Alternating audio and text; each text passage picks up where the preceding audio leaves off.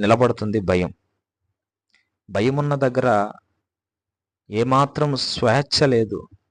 భయమున్న దగ్గర ఏమాత్రము కూడా మంచి లేదు. భయం, ఈ లోకంలో ఉన్న భయం మనిషిని పాడు చేస్తుంది.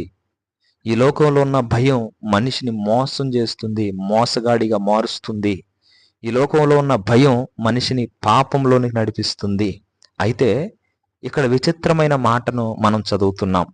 యెహోవా యందు 19వ అధ్యాయం కీర్తనల గ్రంథం 9వ వచనంలో యెహోవా యందైన భయం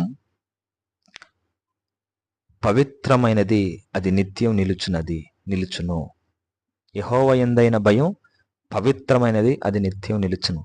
లోకంలో ఉన్న భయం మనిషిని పాపం చేపిస్తే, యెహోవా యందు కలిగే భయం మనిషిని పవిత్రపరుస్తుంది. లోకంలో ఉన్న భయం మనుషులను మోసం వైపు నడిపిస్తే, యెహోవా యందు కలిగే భయం న్యాయం వైపు నడిపిస్తుంది. యెహోవా దగ్గర కూడా భయం ఉంది, కానీ ఆ భయం మనిషిని పవిత్రపరుస్తుంది. నా దేవుని పిల్లలారా, మనం పవిత్ర పరచబడే ఈ భయం దగ్గరికి మనం రావాలి. మనం ఈ భయం కలిగి ఉండాలి.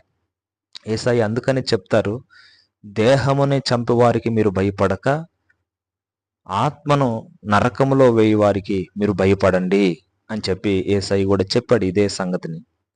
కనుక నేనేం చెప్తున్నానంటే, యెహోవా యందు మనం భయభక్తులు కలిగి ఉంటే మనకు పవిత్రత కలుగుతుంది. యెహోవా యందు భయభక్తులు కలిగి ఉంటే మనకు ఆరోగ్యం కలుగుతుంది.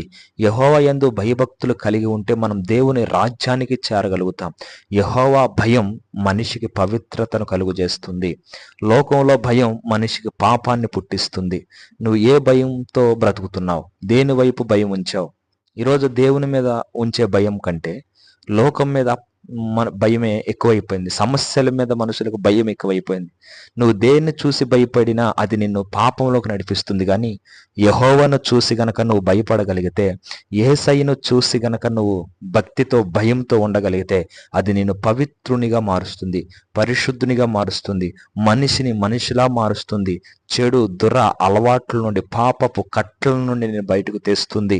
నిన్ను దేవుని రాజ్యానికి హక్కుదారుడుగా మారుస్తుంది దేవుని భయం. కాబట్టి ఈ రోజు నుంచి నువ్వు దేవుని భయం కలిగి ఉండు. దేవుని భయం నువ్వు కలిగి ఉన్నప్పుడు ఇక నువ్వు దేనికి భయపడాల్సిన అవసరం లేదు. ప్రతి సమస్యను ఆయన పరిష్కరించి నిన్ను బాగు చేయగలుగుతాడు, నిన్ను ఆశీర్వదించగలుగుతాడు, నీకు విడుదలను కలుగు చేయగలుగుతాడు.